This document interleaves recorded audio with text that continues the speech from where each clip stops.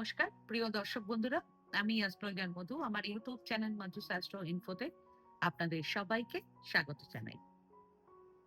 Gemstone অর্থাৎ গ্রহরত্ন জ্যোতিষশাস্ত্রের এমন একটি বিষয় যাকে নিয়ে মানুষের মনে দীর্ঘদিন ধরে অনেক বিভ্রান্তি, প্রশ্ন এবং কৌতূহল রয়েছে, আর ভবিষ্যতেও থাকবে।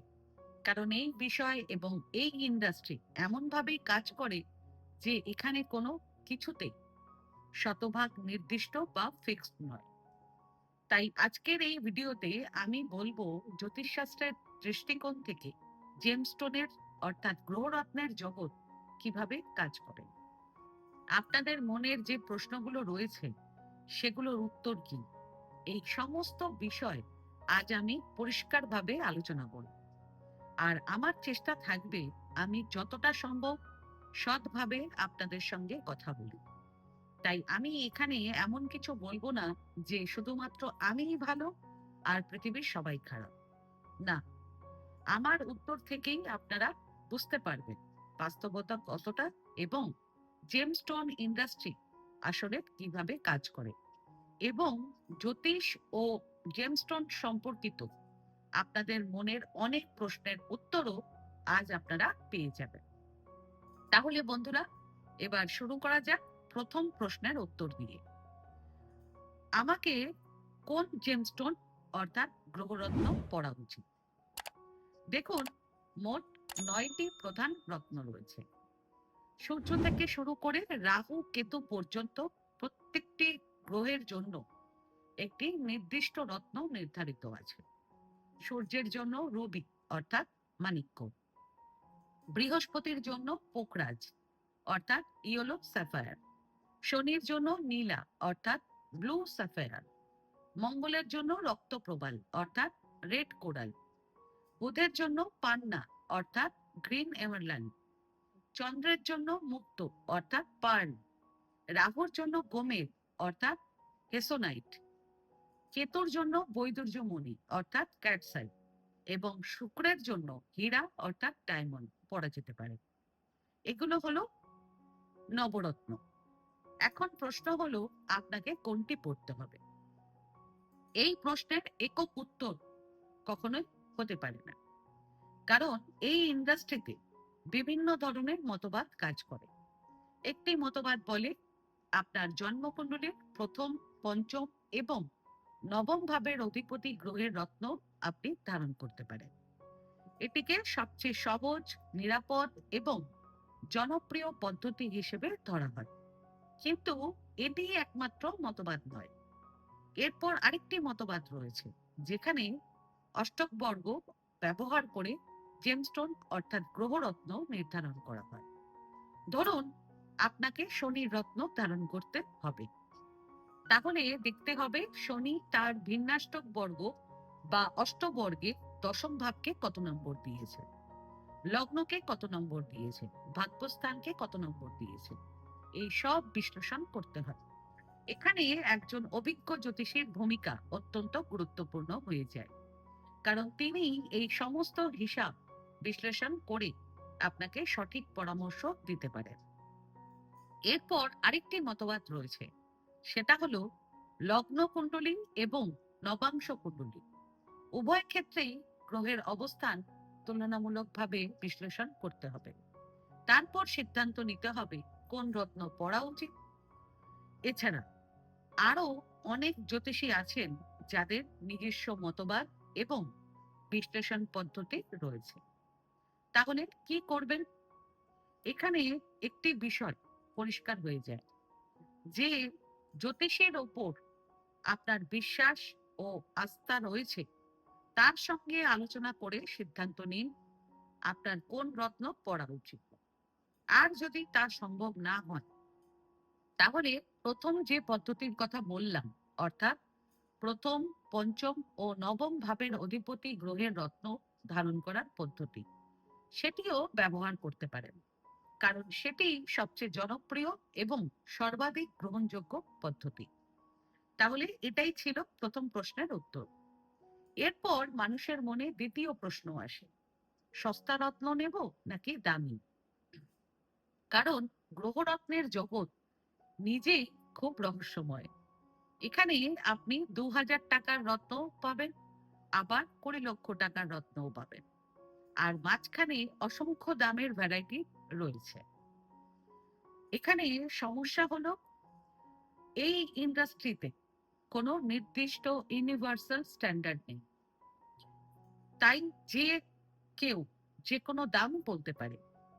আর আপনি যদি কোনো এক বিক্রেতার কাছ থেকে রত্ন কিনে অন্য বিক্রেতার কাছে নিয়ে যান, তাহলে প্রায় নিশ্চিতভাবে সে আপনাকে বলবে আপনাকে ঠকানো হয়েছে, আপনাকে ভুল রত্ন দেওয়া হয়েছে।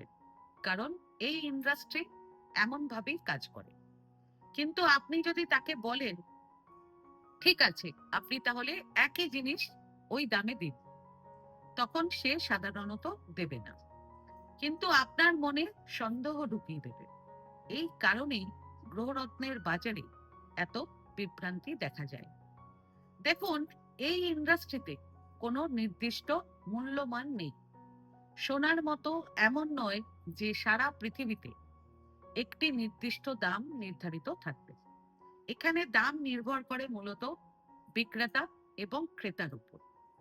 ধরুন, আপনি নিজের আইফোন নিয়ে কোনো জেমস স্টোনের দোকানে গেলেন, আর দোকানের বাইরে আপনার অডি বা বিএমডাব্লিউ পার্ক করা রয়েছে। তাহলে যে জেমস্টোনের দাম সাধারণত ২০,০০০ টাকা, সেটি আপনার জন্য ৬০,০০০ বা ১ লক্ষ টাকা হয়ে যেতে পারে। কারণ বিক্রেতা বুঝে যাবে আপনার আর্থিক সামর্থ্য বেশি। অন্যদিকে যদি আপনি সাধারণ পোশাকে যান, পুরনো ফোন ব্যবহার করেন, তাহলে সেই একই ২০,০০০ টাকার জেমস্টোন হয়তো ১০,০০০ টাকাতেও অফার করা হতে পারে। অর্থাৎ এখানে দাম অনেকটাই পরিস্থিতি ও ব্যক্তি ভেদে নির্ধারিত হয়। তাহলে এই সমস্যার সমাধান কি? প্রথমত, এমন জায়গা থেকে রত্ন কিনুন যেখানে আপনার বিশ্বাস ও আস্থা রয়েছে, যেখানে আপনি মনে করেন আপনার থেকে অযথা বেশি দাম নেওয়া হবে না এবং সঠিক রত্ন পাবেন। আর যদি এমন কোনো জায়গা না থাকে, তাহলে বাজারে গবেষণা করুন। তারপর সিদ্ধান্ত নিন কোথায় আপনার টাকা খরচ করবেন। এবার কথা বলি দামি আর সস্তা রত্নের মধ্যে পার্থক্য কি। দেখুন, যে কোনো রত্ন দামি বা সস্তা হয় মূলত তিনটি কারণে। এক, তার স্বচ্ছতা। দুই, তার উজ্জ্বলতা। তিন, তার মধ্যে থাকা অমিশ্রণ অর্থাৎ ইম্পিউরিটি পরিমাণ। ঠিক যেমন হীরার ক্ষেত্রে হয়। যে হীরা সবচেয়ে বেশি উজ্জ্বল, সবচেয়ে বেশি স্বচ্ছ এবং সবচেয়ে সাদা, সেটির দাম বেশি হয়। আর যদি হীরার মধ্যে হলদেটে ভাব থাকে বা দৃশ্যমান অমিশ্রণ থাকে, তাহলে সেটি তুলনামূলকভাবে সস্তা হয়। একই নিয়ম সমস্ত গ্রহরত্নের ক্ষেত্রেই প্রযোজ্য। ধরুন, একটি পোকরাজ অত্যন্ত উজ্জ্বল, ঝকঝকে এবং প্রায় সম্পূর্ণ স্বচ্ছ, তাহলে তার দাম লক্ষ টাকাও হতে পারে। অন্যদিকে আরেকটি পোকরাজে যদি সামান্য অমিশ্রণ দেখা যায়, তবুও সেটি পোকরাজি, কিন্তু সেটির দাম তুলনামূলকভাবে অনেক কম হবে। তাই সস্তা বা দামি হওয়ার প্রধান কারণ হলো তার গুণমান এবং স্বচ্ছতা। এবার পরের প্রশ্নে আসি, কত ওজনের জেমস্টোন পড়া উচিত? এর উত্তরে বিভিন্ন মতবাদ রয়েছে। সবচেয়ে জনপ্রিয় মতবাদ হলো আপনার শরীরের ওজনের ১.৫ ক্যারেটের রত্ন ধারণ করা। অর্থাৎ আপনার ওজন যদি ৮০ কেজি হয়, তাহলে ৮ ক্যারেট, ৫০ কেজি হলে ৫ ক্যারেট, ১০০ কেজি হলে ১০ ক্যারেট। এই পদ্ধতি সবচেয়ে বেশি প্রচলিত এবং মানুষ এটাই সবচেয়ে বেশি অনুসরণ করে। তবে আরেকটি মতবাদও রয়েছে, সেটা হলো রত্ন অন্তত ২ ক্যারেটের বেশি হলে যথেষ্ট, কিন্তু শর্ত হলো রত্নটি অবশ্যই উচ্চমানের, অত্যন্ত উজ্জ্বল এবং ভালো কোয়ালিটির হতে হবে। নিম্নমানের রত্ন ভালো ফল দেয় না। প্রথম মতবাদে ক্যারেটকে বেশি গুরুত্ব দেওয়া হয়, অর্থাৎ ওজন সঠিক থাকলে সামান্য ইম্পিউরিটি থাকলেও সমস্যা নেই। দ্বিতীয় মতবাদে গুণমানকে বেশি গুরুত্ব দেওয়া হয়। দুটো পদ্ধতি বর্তমানে বাজারে প্রচলিত। তবে ওজনের 1 দশমাংশ পদ্ধতি তুলনামূলকভাবে বেশি জনপ্রিয়। এবার বলি, কোন রত্ন কোন ধাতুতে এবং কখন পড়া উচিত। কখন পড়বেন, এর উত্তর সাধারণত শুভ মুহূর্ত দেখে নির্ধারণ করা হয়। তবে সহজ পদ্ধতি হলো, যে গ্রহের রত্ন পড়ছেন সেই গ্রহের দিনের শুক্লপক্ষে পড়তে পারেন। যেমন পান্না হলে বুধবার, মাণিক্য হলে রবিবার, মুক্ত হলে সোমবার। এইভাবে রিলেটেড দিনের গ্রহের বীজ মন্ত্র 108 বার জপ করে রত্ন ধারণ করা যায়। কোন ধাতুতে পড়বেন? সাধারণভাবে বলা হয়, যদি আপনি ভালো মানের রত্ন পড়েন তাহলে সেটিকে ভালো মানের ধাতুতেও পড়া উচিত। যেমন আপনি যদি 5 তারা হোটেলে খেতে যান, তাহলে নিশ্চয়ই প্লাস্টিকের প্লেটে খাবার পরিবেশন পছন্দ করবেন না। ঠিক একই ধারণা এখানে কাজ করে। পোকরাজ, মাণিক্য, রক্তপ্রবাল, পান্না এই সব সাধারণত সোনায় ধারণ করা হয়। তবে রক্তপ্রবাল চাইলে তামাতেও করতে পারেন। অন্যদিকে নীলা, গোমেদ, ক্যাটসাইট এসব সাধারণত রূপোয় ধারণ করা হয়। মুক্ত অধিকাংশ ক্ষেত্রে রূপোয় ধারণ করা হয়।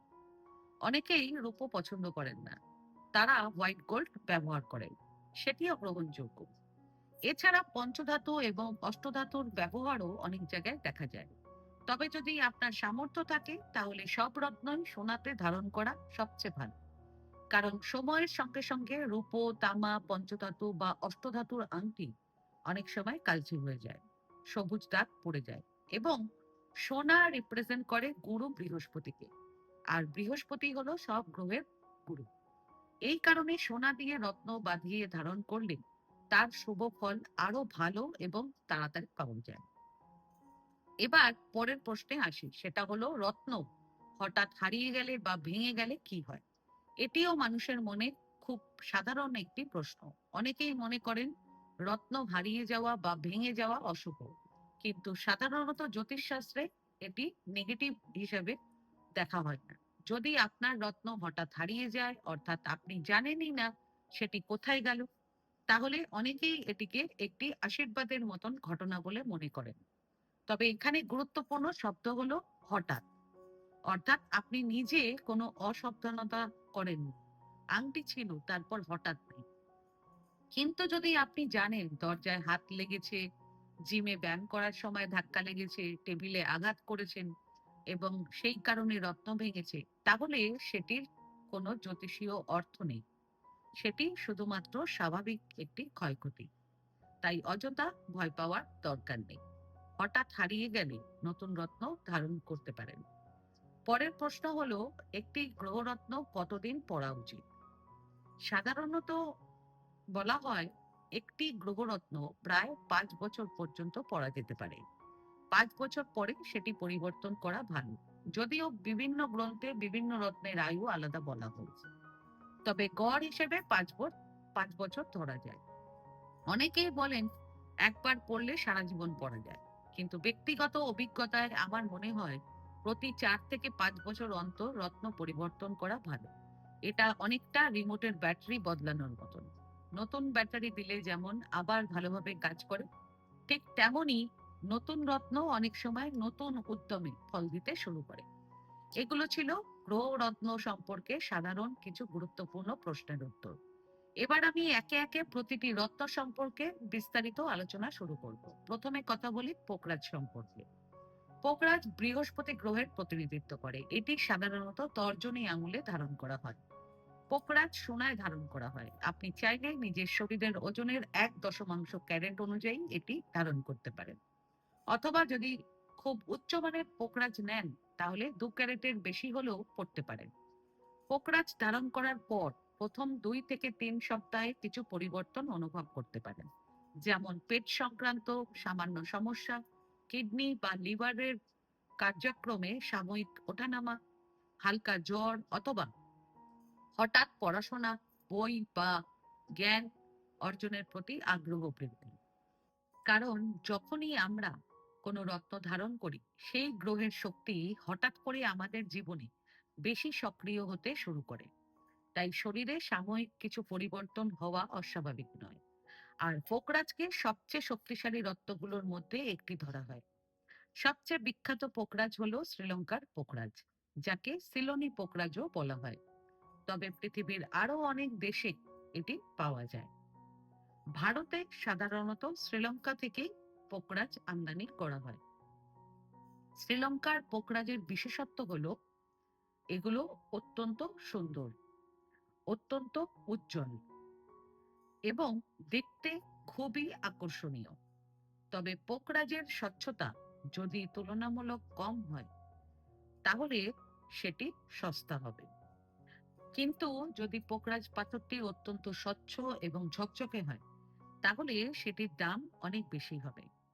পোকরাজ সাহায্য করে জীবনে সমৃদ্ধি বৃদ্ধি করতে, ভাগ্যকে শক্তিশালী করতে, বারবার নতুন কাজ বা সুযোগ পেতে, খ্যাতি অর্জন করতে, আর্থিক স্টেবিলিটি বজায় রাখতে, ক্যারিয়ারে উন্নতি আনতে এবং পরিবারে উন্নতি ও সমৃদ্ধি বাড়াতে। এই কারণেই আপনারা অনেকে অভিনেতা অভিনেত্রীকে পোকরাজ পড়তে দেখবেন, কারণ তারা চান নিয়মিত কাজ পেতে এবং তাদের জনপ্রিয়তা ও সাফল্য বাড়তে থাকুক। এবার কথা বলি নীলা সম্পর্কে। নীলা এমন একটি রত্ন যাকে ঘিরে মার্কেটে অসংখ্য গল্প প্রচলিত রয়েছে। এত বেশি গল্প প্রচলিত যে অনেক মানুষ নীলার নাম শুনলেই ভয় পেয়ে যান। সত্যি বলতে আমি নিজেও যখন খুব কম ক্ষেত্রে কাউকে নীলা পড়ার পরামর্শ দিই, তখনও প্রশ্ন আসে, কোনো সমস্যা হবে না তো? আমি শুনেছি অমুকে নীলা পড়ে দুর্ঘটনার শিকার হয়েছিল। এই ধরনের প্রশ্ন খুবই সাধারণ। অর্থাৎ নীলাকে ঘিরে মানুষের মনে যথেষ্ট ভয় রয়েছে। কিন্তু যদি কোনো অভিজ্ঞ জ্যোতিষী আপনার কুণ্ডলী বিচার করে বলেন আপনার কুম্ভ লগ্ন অথবা মকর লগ্ন এবং শনি ষষ্ঠ, অষ্টম বা দ্বাদশ ভাবে নেই, তাহলে আপনি নিশ্চিন্তে নীলা ধারণ করতে পারেন। অবশ্যই এর বাইরেও আরো অনেক কিছু জ্যোতিষীয় যোগ বিচার করা হয়। তবে নীলা পড়ার আগে পরীক্ষা করা উচিত। প্রথমে বালিশের নিচে রেখে দেখুন, তারপর হাতে বেঁধে দেখুন। ভালো স্বপ্ন এলে পড়বেন, খারাপ স্বপ্ন এলে পড়বেন না। কিন্তু যদি আপনার কুণ্ডলী অনুযায়ী নীলা উপযুক্ত হয়, তাহলে সেটি অবশ্যই কাজ করবে। নীলা ভিখারিকেও রাজা বানাতে পারে। তবে যদি শুধুমাত্র কোনো বিখ্যাত ব্যক্তিকে দেখে প্রভাবিত হয়ে নীলা পড়েন, তাহলে অলৌকিক কিছু ঘটবে না। কিন্তু জন্মকুণ্ডলী অনুযায়ী বিচার করে ধারণ করলে নীলা জীবনে দ্রুত পরিবর্তন আনতে পারে। সবচেয়ে বিখ্যাত নীলা হলো শ্রীলঙ্কান নীলা। এটি সাধারণত হালকা নীল, অর্থাৎ আকাশী রঙের হয়। এর পাশাপাশি কাশ্মীরি নীলাও অত্যন্ত বিখ্যাত। কিন্তু বর্তমানে কাশ্মীরি নীলা খুবই বিরল এবং যদি কোথাও পাওয়াও যায় তাহলে তার দাম অত্যন্ত বেশি হবে। শ্রীলঙ্কার নীলা সাধারণত স্কাই ব্লু রঙের হয়, আর যেগুলো গাঢ় রয়্যাল ব্লু রঙের হয় সেগুলো খুবই মূল্যবান হয়। তবে মনে রাখবেন, স্কাই ব্লু নীলা এবং রয়্যাল ব্লু নীলা দুটোই একই কাজ করবে। ফলাফলে তেমন কোনো পার্থক্য হবে না, তাই চিন্তার কোনো কারণ নেই। সাধারণত নীলা রূপোয় ধারণ করা হয়। তবে যদি আপনার কুণ্ডলিতে শনি বৃহস্পতির রাশিতে অবস্থান করে অথবা বৃহস্পতি খুব শক্তিশালী অবস্থায় থাকে, তাহলে নীলা সোনাতেও ধারণ করলে আরো ভালো ফল পাওয়া যায়। এছাড়া হোয়াইট গোল্ড বা প্ল্যাটিনামেও ধারণ করা যায়। নীলা ধারণ করার পর প্রথম 1 থেকে 2 সপ্তাহ আপনারা অনুভব করতে পারেন হালকা জ্বর, পেটের সমস্যা, হাড়ে ব্যথা, অলসতা অথবা হঠাৎ কোনো খারাপ খবর শোনা। কারণ যে কোনো রত্নই প্রথমে জীবনে কিছু ওঠানামা নিয়ে আসতে পারে, তবে কিছুদিন পর সব স্বাভাবিক হয়ে যায়। নীলাকে সম্পদ বৃদ্ধির অন্যতম শক্তিশালী রত্ন হিসেবে ধরা হয়। যারা দ্রুত আর্থিক উন্নতি চান, সম্পদ বৃদ্ধি চান, আয়ের নতুন সুযোগ চান, তাদের ক্ষেত্রেই নীলা পরার পরামর্শ দেওয়া হয়। নীলা মধ্যমা আঙুলে ধারণ করা হয়। এবার কথা বলি মঙ্গলের রত্ন রক্তপ্রবাল বা রেড কোরাল সম্পর্কে। রক্তপ্রবাল সবচেয়ে বিখ্যাত হলো অস্ট্রেলিয়ার। এটি মূলত সেখানকার কোরাল রিফ থেকে সংগ্রহ করা হয়। তবে পৃথিবীর আরো অনেক জায়গায় কোরাল পাওয়া যায়। ভারতেও এটি পাওয়া যায়, যাকে দেশি রত্নপ্রবাল বা দেশি রেড কোরাল বলা হয়। সাধারণত এটি নলাকার অথবা ত্রিভুজাকার আকারে দেখা যায়। এছাড়া শ্বেতপ্রবাল অর্থাৎ সাদা কোরালও পাওয়া যায়, যা অনেক সময় শুক্র বা কিছু ক্ষেত্রে বৃহস্পতির জন্য ব্যবহার করা হয়। তবে বৃহস্পতির জন্য যখন পোকরাজ আছে তখন সাধারণত পোকরাজই বেশি ব্যবহৃত হয়। আমি রক্ত প্রবালের কথা বলছিলাম। এই রত্ন সাধারণত সেই সব মানুষকে ধারণ করতে বলা হয় যাদের মধ্যে সাহসের অভাব থাকে, আত্মবিশ্বাসের ঘাটতি থাকে, অথবা যারা সবসময় অলস ও নিস্তেজ বোধ করেন। এছাড়া যাদের কুণ্ডলিতে মঙ্গল যোগকারক গ্রহ হিসেবে কাজ করে তাদের জন্য রক্ত প্রবাল ধারণ করার পরামর্শ দেওয়া হয়। এছাড়া যদি আপনাদের সম্পত্তি সংক্রান্ত কোনো সমস্যা চলতে থাকে, কোর্ট কাছারির মামলা থাকে, আইনি জটিলতায় জড়িয়ে থাকেন, তাহলেও রক্তপ্রবাল জ্যোতিষীরা পড়তে বলে। কারণ মঙ্গল শক্তি, সাহস, লড়াই করার ক্ষমতা এবং জয়লাভের প্রতীক হিসেবে বিবেচিত হয়। পোকরাজ এবং নীলার তুলনায় রক্তপ্রবাল সাধারণত অনেক সস্তা হয়, খুব বেশি দামি নয়। তাই অনেকেই সহজে এটি সংগ্রহ করতে পারে। আরেকটি বিষয় হলো, যে জিনিসের দাম কম সেটির নকল তৈরি করে বাজারে বিক্রি করার প্রবণতাও তুলনামূলকভাবে কম থাকে। তবে এর মানে এই নয় যে নকল রক্তপ্রবাল বাজারে নেই। রক্তপ্রবাল সাধারণত তামায় ধারণ করা হয়, তবে সামর্থ্য থাকলে সোনাতেও এটি ধারণ করতে পারেন। কারণ মঙ্গল এবং বৃহস্পতির মধ্যে বন্ধুত্বপূর্ণ সম্পর্ক রয়েছে। তাই মঙ্গলের রত্নকে বৃহস্পতির ধাতু অর্থাৎ সোনাতে পড়া অত্যন্ত শুভ হয়। রক্তপ্রবাল সাধারণত ডান হাতের অনামিকা আঙুলে অর্থাৎ রিং ফিঙ্গারে ধারণ করা হয়। শুক্লপক্ষের কোনো মঙ্গলবার অথবা মঙ্গলের গোড়ায় মঙ্গলের বীজ মন্ত্র 108 বার জপ করে এটি ধারণ করা যায়। এবার কথা বলি মুক্ত সম্পর্কে। মুক্ত বিভিন্ন ধরনের হয়ে থাকে, আর বর্তমানে মুক্তোর কৃত্রিম চাষও করা হয়। তাই অনেক সময় মানুষ কৃত্রিম মুক্ত পরে থাকেন অথচ বুঝতেও পারেন না। মুক্তোর বিভিন্ন ধরন। মুক্তোর মধ্যে একটি জনপ্রিয় হলো সাউথ সি পার্ল। এটি দেখতে এমন হয় যে এর ওপর ছোট ছোট দাগ বা চিহ্ন দেখা যায়, অনেকটা চাঁদের ওপর যে হালকা দাগ দেখা যায় ঠিক সেরকম। এই ধরনের মুক্তোই সবচেয়ে বেশি বিক্রি হয়, সবচেয়ে বেশি ব্যবহৃত হয়। এরপর আসে কেসি পার্ল। আর সবচেয়ে বিখ্যাত এবং সবচেয়ে মূল্যবান মুক্তো হলো বার্সা পার্ল। কিন্তু বার্সা মুক্তো খুবই বিরল, এই কারণেই এর দামও অত্যন্ত বেশি। এছাড়া ফ্রেশ ওয়াটার পার্লও রয়েছে, যাকে অনেকে আসল মুক্ত বলে থাকেন। এটি তুলনামূলকভাবে সহজলভ্য এবং দামও কম। যদি এটি আসল হয় তাহলে নিশ্চিন্তে ধারণ করতে পারেন। মুক্ত সাধারণত সবচেয়ে ছোট আঙুলে অর্থাৎ কনিষ্ঠ আঙুলে অথবা তর্জনী আঙুলে ধারণ করা হয় এবং রূপো কিংবা সোনায় বাঁধিয়ে ধারণ করা হয়। যখন কেউ অতিরিক্ত মানসিক চাপ, উদ্বেগ, স্ট্রেস, ওভার থিঙ্কিং, মানসিক অস্থিরতা ইত্যাদিতে ভুগছেন, তখন মুক্তো ধারণ করার পরামর্শ দেওয়া হয়। মুক্তো মনকে শান্ত করে, মানসিক ভারসাম্য বজায় রাখতে সাহায্য করে। যদি কুণ্ডলিতে চন্দ্র ধনভাবের অধিপতি হয় অথবা ধনভাবে অবস্থান করে, তাহলেও মুক্তো ধারণ করলে অর্থ প্রবাহের ভারসাম্য বজায় রাখতে সহায়তা করে বলে মনে করা হয়। সংক্ষেপে বলতে গেলে, যদি আপনারা মানসিক অস্থিরতা অনুভব করেন, তাহলে মুক্তো আপনাদের জন্য অত্যন্ত উপকারী হতে পারে। মুক্তো সবচেয়ে বেশি নকল পাওয়া যায়, তাই কেনার সময় সতর্ক থাকবেন। তাই সব সময় বিশ্বস্ত জায়গা থেকে আসল মুক্তোই কিনবেন, নইলে আপনারা বছরের পর বছর একটি নকল মুক্ত পড়ে থাকবেন আর কোনো ফলই পাবেন না।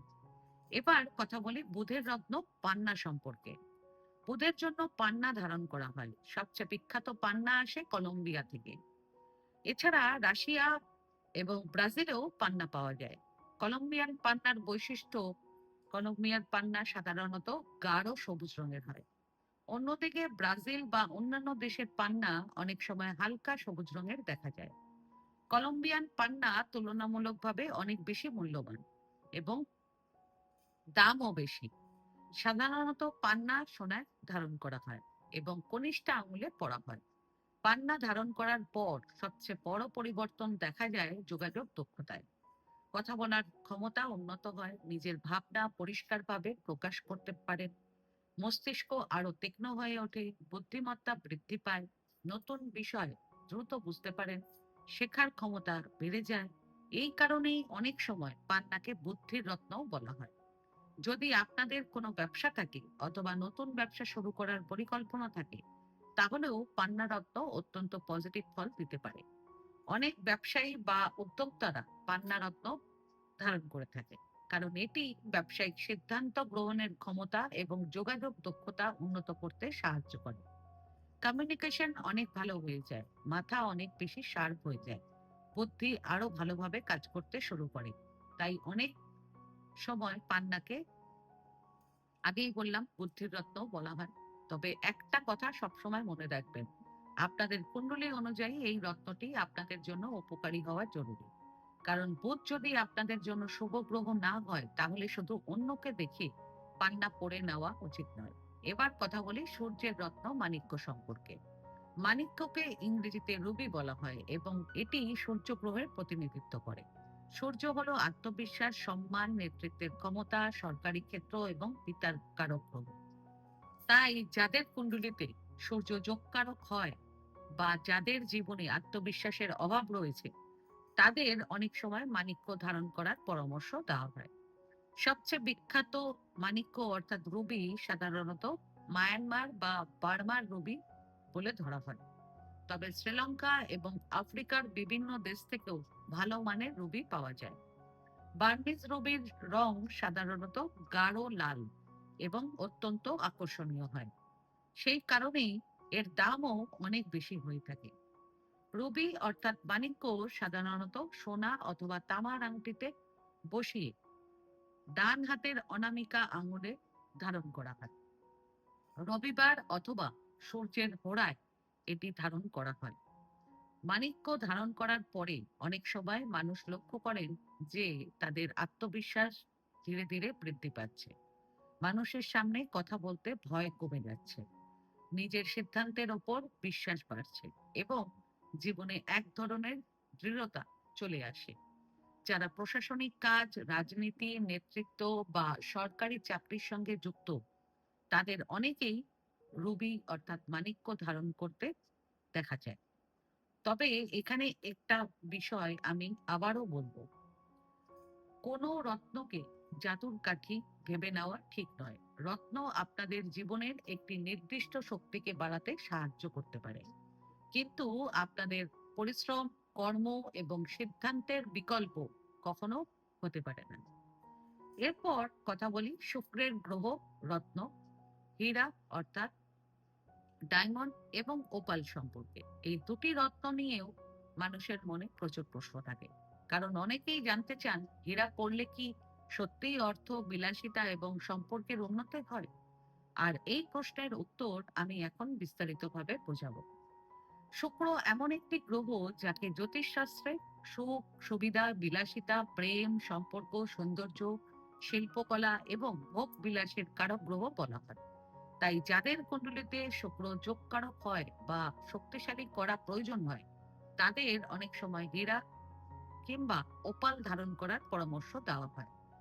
এখন অনেকেই প্রশ্ন করেন, হীরা পরবো নাকি ওপাল পরবো? দেখুন, দুটোই শুক্রের রত্ন। তবে হীরা হলো মূল রত্ন, প্রধান রত্ন, এবং ওপাল হলো উপরত্ন। হীরা সাধারণত অনেক বেশি দামি হয় এবং ওপাল তুলনামূলকভাবে সাশ্রয়ী। তাই অনেকের বাজেটের কথা ভেবে ওপাল ধারণ করে। যদি রত্নটি আসল এবং ভালো মানের হয়, তাহলে ওপালও যথেষ্ট ভালো ফল দিতে পারে। সবচেয়ে বিখ্যাত হীরা বিভিন্ন আফ্রিকান দেশ, রাশিয়া এবং কানাডা থেকে আসে। তবে বাজারে সবচেয়ে বেশি নকল বা ল্যাব গ্রোন হীরা নিয়ে বেশি বিভ্রান্তি দেখা যায়। তাই হীরা কেনার সময় সার্টিফিকেট অবশ্যই দেখা উচিত, কারণ আপনি যদি লক্ষ টাকা খরচ করে একটি হীরা কিনছেন, তাহলে তার সত্যতা যাচাই করাও জরুরি। হীরা বা ওপাল সাধারণত সোনা, হোয়াইট গোল্ড বা প্লাটিনামের মধ্যে ধারণ করা হয়। হীরা ধারণ করার পরে অনেকেই লক্ষ্য করেন যে তাদের ব্যক্তিত্বে এক ধরনের আকর্ষণ বৃদ্ধি পাচ্ছে, মানুষের সঙ্গে সম্পর্ক আরো ভালো হচ্ছে। শিল্প, অভিনয়, ফ্যাশন, গ্ল্যামার বা সৌন্দর্য সম্পর্কিত পেশার সঙ্গে যারা যুক্ত, তারা অনেক সময় শুক্রের রত্ন থেকে ভালো ফল পেয়ে থাকেন। এবার কথা বলি রাহুর রত্ন গোমেদ সম্পর্কে। গোমেদ এমন একটি রত্ন যার নাম শুনলেই অনেকের মনে ভয় তৈরি হয়। কারণ রাহু এমন একটি গ্রহ যাকে নিয়ে মানুষের মধ্যে অনেক রহস্য এবং কৌতূহল রয়েছে। কিন্তু বাস্তবতা হলো, যদি আপনাদের কুণ্ডলীর অনুযায়ী রাহু শুভ ফলদায়ক হয় বা গোমেদ প্রয়োজন হয়, তাহলে এটি অত্যন্ত শক্তিশালী ফল দিতে পারে। গোমেদ সাধারণত মধুর মতো বাদামি কমলা আভাযুক্ত দেখতে হয়। শ্রীলঙ্কার গোমেদ সবচেয়ে বেশি জনপ্রিয় বলে ধরা হয়। বাজারে অনেক গাঢ় বা খুব কালচে রঙের গোমেদও পাওয়া যায়, কিন্তু সবসময় রং দেখে বিচার করা উচিত নয়। আসল বিষয় হলো তার গুণমান এবং সত্যতা। গোমেদ সাধারণত রূপো কিংবা সোনার আংটিতে বাঁধিয়ে ধারণ করা হয় এবং মধ্যমা আঙুলে বা অনেকের ক্ষেত্রে অনামিকায়ও ধারণ করা হয়। তবে এটি সম্পূর্ণ কুণ্ডলী বিচার করে সিদ্ধান্ত নেওয়া উচিত। গোমেদ ধারণ করার পরে অনেক সময় মানুষ জীবনের জটিল সমস্যাগুলোর সমাধান খুঁজে পেতে শুরু করে। হঠাৎ করে নতুন সুযোগ আসতে পারে, বিদেশ সংক্রান্ত কাজের অগ্রগতি হতে পারে, অথবা দীর্ঘদিনের আটকে থাকা কিছু কাজ এগোতে শুরু করতে পারে। তবে রাহুর রত্ন হওয়ার কারণে এটি সবসময় অভিজ্ঞ জ্যোতিষীর পরামর্শ নিয়ে ধারণ করা উচিত। এরপর আমি আলোচনা করব কেতুর রত্ন বৈদুর্যমণি অর্থাৎ ক্যাটসাই সম্পর্কে, কারণ এটিও জ্যোতিষশাস্ত্রের সবচেয়ে রহস্যময় এবং শক্তিশালী রত্নগুলোর মধ্যে একটি। ক্যাটসাই এমন একটি রত্ন যেটাকে নিয়ে মানুষের মধ্যে কৌতূহল যেমন আছে, তেমনি ভয়ও রয়েছে। কারণ কেতু নিজেই একটি রহস্যময় গ্রহ। কেতুকে আধ্যাত্মিকতা, হঠাৎ পরিবর্তন, পূর্বজন্মের কর্মফল, মোক্ষ, গবেষণা এবং জীবনের অদৃশ্য দিকগুলোর সঙ্গে সম্পর্কিত বলে ধরা হয়। তাই ক্যাটসাই কখনোই শুধু পছন্দ হয়েছে বলে বা অন্য কাউকে দেখে পড়ে নেওয়া উচিত নয়। যখন কারো জীবনে বারবার হঠাৎ সমস্যা তৈরি হচ্ছে, কাজ হতে হতে আটকে যাচ্ছে, অকারণ ভয়, বিভ্রান্তি বা অদ্ভুত ধরনের পরিস্থিতি তৈরি হচ্ছে, কিংবা যদি কুণ্ডলিতে কেতুকে শক্তিশালী করার প্রয়োজন হয়, তখন ক্যাটসাই ধারণ করার পরামর্শ দেওয়া হয়। ক্যাটসাই এর সবচেয়ে বড় বৈশিষ্ট্য হলো এর মাঝখানে একটি আলোর রেখা দেখা যায়, যা অনেকটা বিড়ালের চোখের মতো দেখায়। সেই কারণেই একে ক্যাটসাই বলা হয়। বাজারে শ্রীলঙ্কার ক্যাটসাই সবচেয়ে বেশি জনপ্রিয়, তবে অন্যান্য দেশ থেকেও এই রত্ন পাওয়া যায়। ক্যাটসাই সাধারণত রূপো কিংবা সোনার মধ্যে ধারণ করা হয়। এটি সাধারণত মধ্যমা আঙুলে কিংবা কনিষ্ঠ আঙুলে ধারণ করা হয়। তবে এখানে কুণ্ডলী বিচার অত্যন্ত গুরুত্বপূর্ণ। অনেক মানুষ ক্যাটসাই ধারণ করার পর বলেন যে তাদের মন আগের তুলনায় অনেক বেশি স্থির হয়েছে, অকারণ ভয় কমেছে, জীবনের কিছু জটিল বিষয় যেগুলোর কোনো সমাধান খুঁজে পাচ্ছিলেন না, সেগুলোর দিক থেকেও ধীরে ধীরে স্পষ্টতা আসতে শুরু করেছে। তবে আবারও বলছি, কেতুর রত্ন কখনোই কুণ্ডলী বিচার না করে পড়া একদমই উচিত নয়। এবার কথা বলি একটা খুব গুরুত্বপূর্ণ বিষয় নিয়ে। সেটা হলো, অনেকেই জানতে চান রত্ন কি সত্যিই কাজ করে।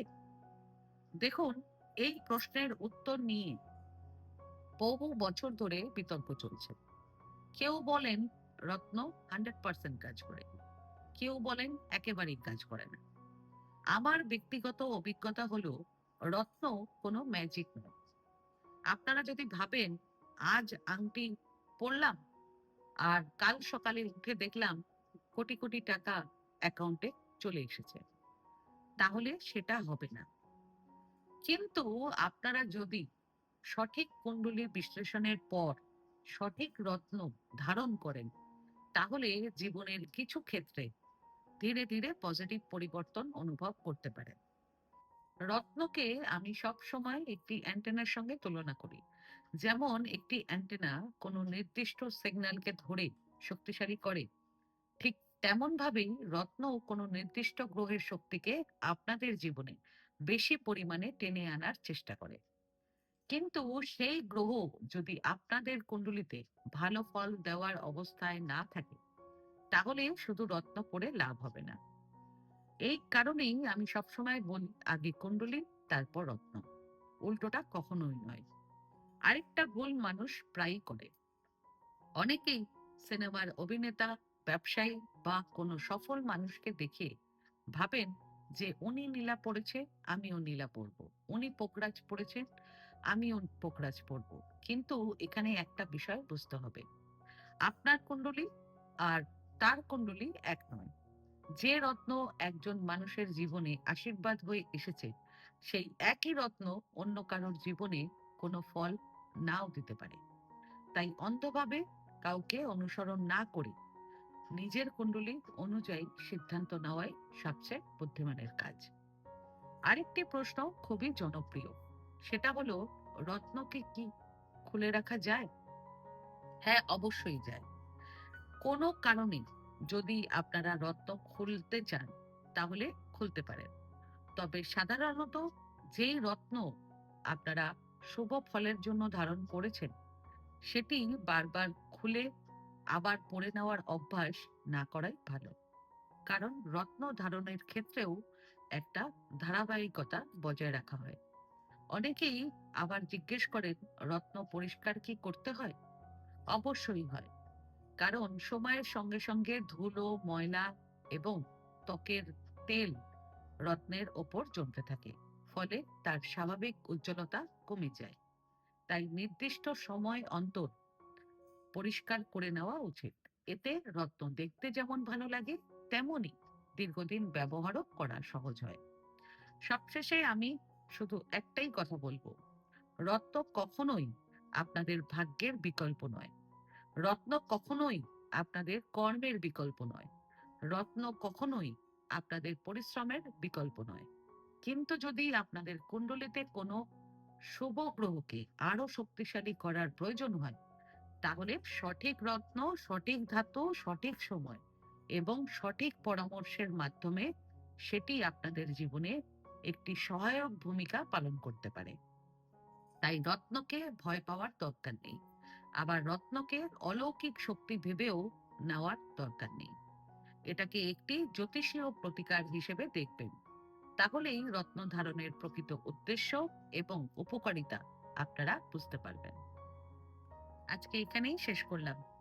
যদি ভিডিওটি আপনাদের ভালো লেগে থাকে এবং তথ্যগুলো উপকারী মনে হয়ে থাকে, তাহলে অবশ্যই ভিডিওটিকে লাইক করবেন আর আমার চ্যানেলটিকে সাবস্ক্রাইব করে দেবেন।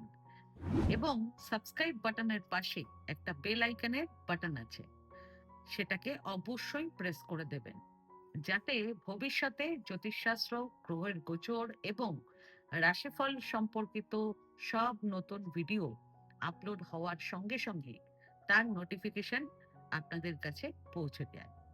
এবং আপনাদের বন্ধু বান্ধব ও প্রিয়জনদেরকেও এই ভিডিওটিকে শেয়ার করবেন। আর যদি আপনাদের কোনো প্রশ্ন কিংবা মতামত থাকে, তাহলে আমার কমেন্ট বক্সে কমেন্ট করে আমাকে জানান। আমি চেষ্টা করব যত তাড়াতাড়ি সম্ভব উত্তরটি দেওয়ার। ধন্যবাদ।